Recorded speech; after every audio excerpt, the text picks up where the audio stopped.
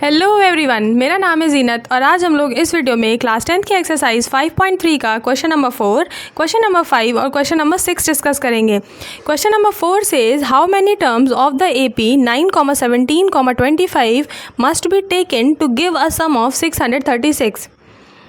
इस क्वेश्चन में कहा जा रहा है कि हम कितने नंबर ऑफ टर्म्स लें इस दी गई एपी के कि हमारे पास जो सम ऑफ टर्म्स आ जाए वो कितना हो जाए, 636 हो जाए। यानी क्वेश्चन ने हमें नंबर ऑफ टर्म्स पूछे हैं और ये बोला है कि ऐसे नंबर ऑफ टर्म्स बताओ, मतलब कितने टर्म ले लें कि ऐड करने पर जो सम आ जाए वो आ जाए 636। तो पहले जो डाटा दिया गया है वो नोट कर लेते हैं। अगर एपी दी गई है हमें, यानी हम उस एपी से फर्स्ट टर्म फाइंड आउट कर सकते हैं और common difference D find out कर सकते हैं। तो फर्स्ट टर्म पहले टर्म को बोलते हैं और पहला टर्म यहाँ पे कितना है, 9 है। और कॉमन डिफरेंस डी निकालने के लिए हम सेकंड टर्म से फर्स्ट टर्म को सब्ट्रैक्ट करेंगे जब, यानी 17 में से 9 जाएगा तो कितना आ जाएगा, यहाँ पे 8 आ जाएगा। और हमसे पूछा गया है कि कितने टर्म्स लिए जाएं। तो बस ये एकदम सिंपल हो गया, हमें बस एस एन का फॉर्मूला रखना है यहाँ पे और सारी वैल्यूज़ रखनी है, आंसर अपने आप ही आ जाएगा। तो एस एन के लिए यहाँ पे हम फॉर्मूला रखेंगे n/2 2a plus n-1 into D bracket close is equal to 636। यहाँ पे हमने इस वाले टर्म में यहाँ पे वैल्यू रख दी। n हमें पता नहीं है, पता करना है। n/2 ब्रैकेट में 2 इंटू ए, 2 का 9 में कराएंगे तो 18 आ जाएगा, प्लस n-1 हमें पता नहीं है और d की वैल्यू कितनी है, 8 है। ब्रैकेट क्लोज कर देंगे इज इक्वल टू 636। अब यहाँ पे 2 डिवाइड में है, इक्वल के उस तरफ जाएगा तो ये मल्टीप्लाई में हो जाएगा। इसमें जब हम 2 का मल्टीप्लाई करेंगे तो हो जाएगा 2 6 12 की 2, कैरी आई 1, 2 3 6 और 1 7 और 2 6 12, यानी ये हो गया 1272। अब हम इस ब्रैकेट को सॉल्व कर लेंगे। तो सबसे पहले स्मॉल ब्रैकेट के लिए हम 8 का मल्टीप्लाई इसमें कराएंगे तो ये हो जाएगा 8n-8 और 18 प्लस में जैसे लिखा था वैसे ही कर दिया, ब्रैकेट लगा दिया और यहाँ पे बचेगा n। अब यहाँ पे 18 में से 8 जाएगा तो 10 बचेगा, तो ये हो जाएगा 10 + 8n और इस n का मल्टीप्लाई अंदर करा देंगे तो ये हो जाएगा 10n + 8n² is equal to 1272। तो ये एक क्वाड्रेटिक इक्वेशन बन गई और इसमें ये भी दिख रहा है कि यहाँ पे 2 कॉमन है पूरी इक्वेशन में। तो 2 जब हम डिवाइड कराएंगे 2 का, तो पहले इसे रीअरेंज कर लेते हैं। तो ये हो जाएगा 8n² plus 10n minus 1272 is equal to 0। अब 2 कॉमन ले लेते हैं तो ये हो जाएगा 2 4 8 4n² plus 2 5 10 5n minus 2 6 12 2 3 6 and 2 6 12 636 is equal to 0। तो ये हमारी क्वाड्रेटिक इक्वेशन बन गई। अब जब हम इस इक्वेशन को सॉल्व कर लेंगे तो यहाँ से हमें n की 2 वैल्यूज़ मिलेंगी। अगर दोनों पॉजिटिव होंगी तो हम दोनों कंसिडर कर सकते हैं और अगर एक पॉजिटिव एक नेगेटिव होगी तो हम पॉजिटिव वाली वैल्यू को कंसिडर करेंगे। तो देखिए इसका वही पुराना मेथड है क्वाड्रेटिक इक्वेशन को सॉल्व करने का। हम a और c का मल्टीप्लाई कराएंगे, a और c का मल्टीप्लाई करने से जो आएगा उसके प्राइम फैक्टर्स करेंगे और फिर उसमें से 2 नंबर ऐसे चूज़ करेंगे कि ऐड सब्ट्रैक्ट करने से +5 आ जाए और मल्टीप्लाई करने से हमारे पास 636 इंटू 4 का प्रोडक्ट आ जाए। तो पहले हम यहाँ पे पहले मल्टीप्लाई करा लेते हैं। 636 का 4 में कराएंगे तो हो जाएगा 4 6 12 की 2, कैरी आई 1, 4 3 12 और 113 की 3, कैरी आई 1, 4 6 24 और 125। तो ये हो गया 2532। अब इस 2532 के हमें प्राइम फैक्टर्स करने होंगे तो हम यहाँ 2 से स्टार्ट करते हैं। 2 1 2, 2 2 4, 2 6 12 एंड 2 6 12। अगेन 2 से करेंगे, 2 6 12, 2 3 6, 2 3 6। अब ये 2 से नहीं जाएगा तो हम इसे 3 से करते हैं। 3 2 6, 3 1 3, 3 1 3।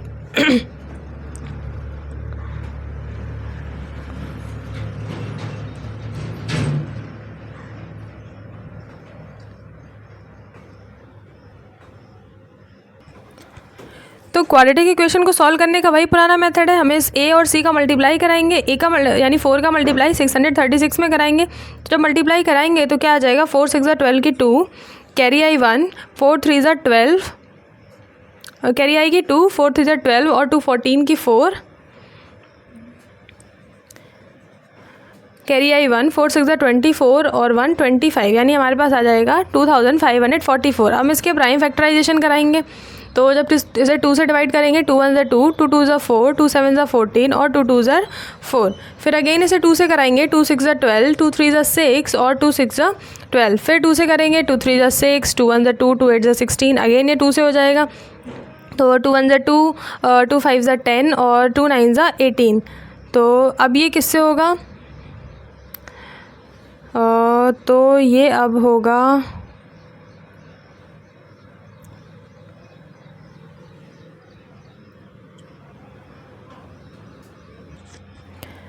तो अब ये 3 से हो जाएगा, 3 5 ज़ा 15, 3 3 ज़ा 9 और 53 का 53 से ही जाएगा क्योंकि 53 एक प्राइम नंबर है और प्राइम नंबर का और कोई मल्टीपल नहीं होता है और कोई उसका फैक्टर नहीं होता है।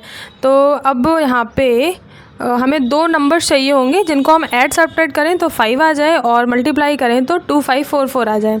तो एक नंबर तो ये 53 ही दिख रहा है, बाकी इन सबका मल्टीप्लाई करा दीजिए तो ये हो जाएगा 2 2 ज़ा 4, 4 2 ज़ा 8, 8 2 ज़ा 16 और 16 3 ज़ा 48। तो आया 48 और एक नंबर क्या है 53। आप देखिए जब हम इन दोनों को सब्ट्रैक्ट करा देंगे तो हमारे पास 5 बचेगा, यानी कि ऐड सब्ट्रैक्ट कराने से 5 भी आ रहा है और क्योंकि हम इसके प्राइम फैक्टर्स की बात कर रहे हैं तो मल्टीप्लाई करने से जाहिर सी बात है कि इसका प्रोडक्ट आएगा ही आएगा। यानी वो जो दो नंबर जिसे हम मिडिल टर्म को स्प्लिट करने वाले हैं वो है 53 और 48। तो चलिए इस 5 को रिप्लेस कर देते हैं। यहाँ पे हो जाएगा 4n² plus 53n minus 48n minus 636 is equal to 0। तो अब हम इन दोनों में कॉमन लेंगे और इन दोनों में कॉमन लेंगे। तो इन दोनों में तो कुछ भी कॉमन नहीं है n के अलावा, तो हमने n कॉमन ले लिया तो यहाँ पे बचा 4n प्लस 53। अब यहाँ पे सोचना ये है कि हम माइनस का टर्म कॉमन लें कि प्लस का टर्म कॉमन लें।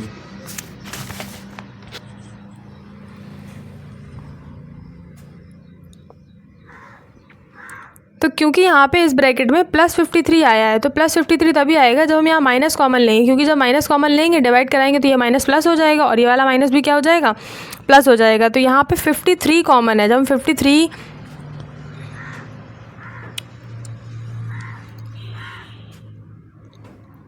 यहाँ पे 12 कॉमन है,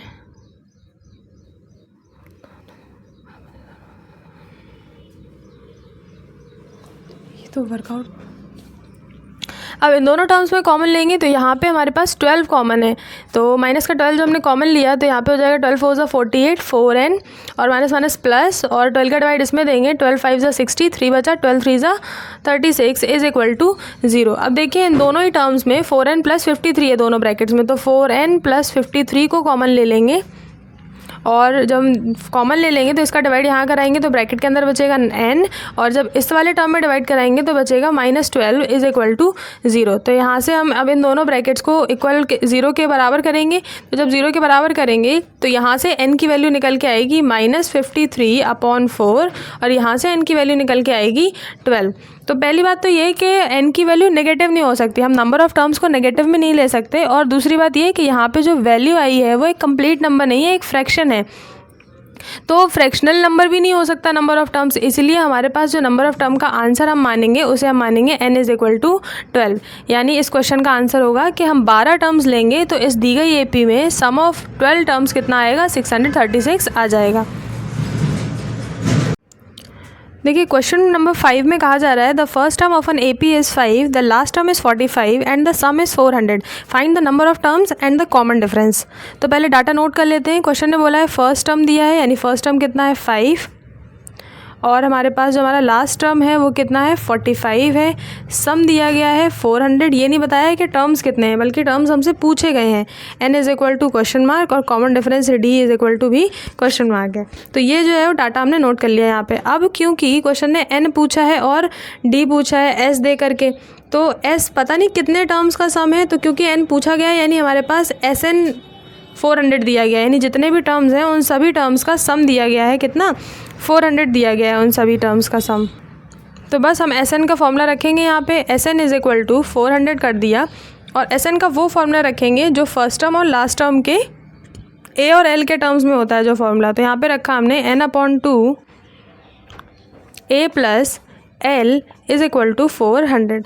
अब देखिए सब कुछ दिया गया है, सिर्फ n फाइंड आउट करनी है। A पता है, L पता है, n निकल आएगा इजीली। तो 2 यहाँ डिवाइड में वहाँ जाएगा तो मल्टीप्लाई में हो जाएगा और ये हो जाएगा 4 2 ज़ा 8 यानी 800। A की वैल्यू कितनी है, n को n रख देंगे। A की वैल्यू हमारे पास 5 है, L की वैल्यू है 45, दोनों ऐड हो जाएंगे तो ये हो जाएगा 50n इज़ इक्वल टू 800। 0 से 0 कैंसिल हो जाएगा, एक ज़ीरो से एक ज़ीरो हमारा कैंसिल हो जाएगा। 5 का डिवाइड 80 में देंगे तो हमें यहाँ पे क्या मिल जाएगा, 16 मिल जाएगा। तो नंबर ऑफ़ टर्म्स कितने आ गए, 16 आ गए। अब क्वेश्चन ने हमसे डी भी पूछा है, तो डी निकालने के लिए हम इस एल का सहारा लेंगे। तो एल क्योंकि दिया गया है क्वेश्चन में 45, और ये बात मैं एक क्वेश्चन में पहले भी समझा चुकी हूँ, फिर से बता देती हूँ। जैसे मान लीजिए कि किसी एपी में 5 टर्म्स हैं, 1 2 3 4 एंड 5, 5 टर्म्स हैं इस एपी में, तो जो इसका 5वां टर्म होगा वही तो इसका लास्ट टर्म होगा। यानी हम ये कहें कि जो इसका an होगा वही क्या है, इसका l है, जो इसका an है वही क्या है, l है। यानी ये जो l दिया गया है वो एक्चुअली में an की वैल्यू है। an इज इक्वल टू 45 दिया गया है, तो बस an का फॉर्मूला रख दीजिए। क्या रखेंगे हम, a plus n minus 1 into d is equal to 45।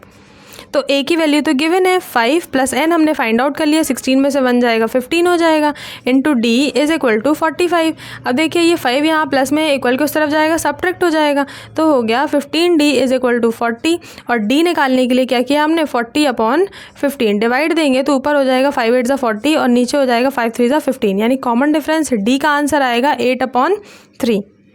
तो ठीक है, क्वेश्चन नंबर 5 के बाद अब क्वेश्चन नंबर 6 देख लेते हैं। क्वेश्चन नंबर 6 में दिया गया है the first and the last terms of an AP are 17 and 350 respectively. If the common difference is 9, how many terms are there and what is their sum. तो सबसे पहला काम हमारा ये होना चाहिए कि हम दी गई लैंग्वेज से डाटा को नोट कर लें एक सिंप्लीफाइड फॉर्म में। तो क्वेश्चन ने कहा है first and the last term, और रेस्पेक्टिवली भी लिखा है, यानी फर्स्ट टर्म हमारा 17 है और लास्ट टर्म हमारा 350 है। तो यहाँ पे मैंने राइट कर दिया a इज इक्वल टू 17 और लास्ट टर्म यानी l इज इक्वल टू 350। फिर क्वेश्चन ने कहा है कि कॉमन डिफरेंस 9 है, तो राइट कर दिया d इज इक्वल टू 9। अब क्वेश्चन जो पूछ रहा है कि हाउ मेनी टर्म्स, यानी n is equal to question mark and what is their sum. जितने भी टर्म्स हों उन सभी का हमें सम भी बताना है, पूछा है ना, and there and what is their sum, यानी जितने टर्म्स हैं उन सभी का सम क्या होगा। तो Sn is equal to question mark हो गया। अब क्योंकि Sn पूछा है तो बस Sn का फॉर्मूला रखिए यहाँ पे, Sn इज इक्वल टू हो जाएगा n/2 a plus l। Sn निकालने के लिए n/2 a प्लस l वाला फॉर्मूला रखेंगे हम, क्योंकि फर्स्ट टर्म और लास्ट टर्म दिया गया है, इसलिए हमने फॉर्मूला ही वो लिया है जिसमें a और l के टर्म्स में हो। अब देखिए ये अभी सॉल्व नहीं हो सकता, क्योंकि हमें a पता है, l पता है, लेकिन n नहीं पता है। तो सबसे पहले हमें n को फाइंड आउट करना होगा। n को फाइंड आउट करने के लिए हम इस l की हेल्प लेंगे। l की हेल्प कैसे लेंगे, पहले भी मैंने इसके 5th पार्ट में अभी बताया था आपको कि l क्या होता है, l ही हमारा क्या है, an है। क्योंकि अगर किसी AP में n टर्म्स हैं तो उस AP का an टर्म और उसी AP का लास्ट दोनों बराबर होंगे। तो an की वैल्यू कितनी गिवन है, 350 गिवन है। an का फॉर्मूला क्या होता है, a plus n minus 1 into d is equal to 350। तो a की वैल्यू हो गई 17 प्लस n हमें पता नहीं है, पता करना है, और d की वैल्यू दी गई है 9, तो 9 यहाँ पे रख दिया इज इक्वल टू 350। अब ये 17 इक्वल के उस तरफ जाएगा तो 350 में से सब्ट्रैक्ट हो जाएगा, तो यहाँ पे हम राइट करेंगे 350 माइनस 17। तो देखो 10 में से 7 गया, कितना बचा 3, और 4 में से 1 जाएगा 3, और ये भी कितना आ जाएगा यहाँ पे 3। फिर से देख लो एक बार, मिस्टेक ना हो गई हो कुछ। 10 में से 7 गया 3, 4 में से 1 गया 3 और 3 का 3, यानी 333 आ रहा है सब्ट्रैक्ट करने पे। अब इस 9 का मल्टीप्लाई इस ब्रैकेट में करा देंगे तो ये हो जाएगा 9n माइनस 9। अब 9n इज इक्वल टू, ये 9 माइनस में वहाँ जाएगा प्लस में हो जाएगा, तो दोनों को ऐड करेंगे तो हो जाएगा 9 3 12 की 2, कैरी आई 1, 3 1 4 और 3 की 3, 342 आ गया। तो n निकालने के लिए आपको क्या करना होगा, 9 का डिवाइड करना होगा। तो 9 का डिवाइड दीजिए, 9 3 ज़ा 27, 9 3 ज़ा 27, 14 में 7 जाएगा, बचेगा 7, तो हो जाएगा 72, और 9 8 ज़ा 72, यानी ये डिवाइड हमारा जाएगा 38 टाइम्स में। तो n पूछा भी गया था और हमें यहाँ ज़रूरत भी थी, तो n का आंसर कितना आ गया है, 38 आ गया। अब ये 38 हम यहाँ पे रख देंगे, a और l पहले से दिया हुआ है, तो ये 38/2, a की वैल्यू है 17 प्लस l की वैल्यू है 350। इन दोनों को ऐड कर देते हैं, जो मैंने ऐड करेंगे तो यहाँ पे आ जाएगा 367, और जब 2 का डिवाइड 38 में देंगे तो यहाँ पे हो जाएगा 19। तो 19 का मल्टीप्लाई जब 367 में कराएंगे तो यहाँ पे हमें मिल जाएगा 6973, यानी कि सम ऑफ n टर्म्स कितना निकल के आ गया, 6973।